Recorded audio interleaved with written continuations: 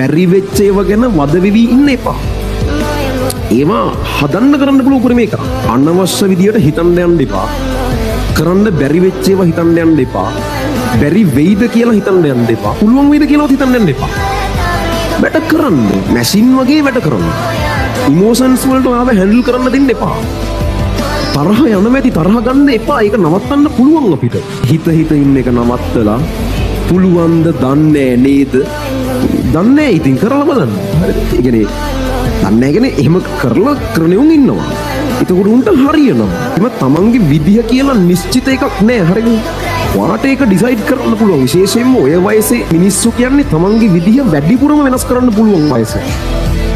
ඕගොල්ලොන්ටම තේරෙනවා ඇති ගිය අවුරුදු හිටපෙක්ට නෙවෙයි මේ ඉන්නේ. සමහර ඒ කාලේ අදහපු ගොන් අදහස් දැන් වෙනස් වෙලා තියෙනවා.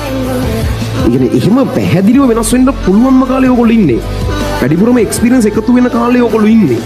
ඉතින් ඕගොල්ලන්ගේ විදිය කියලා එකක් නෑ. සමහර විට ඉතින් මම ඉතින් එහෙම බැරි වෙච්ච ඒවා ගැන වද වෙවි ඉන්න එපා.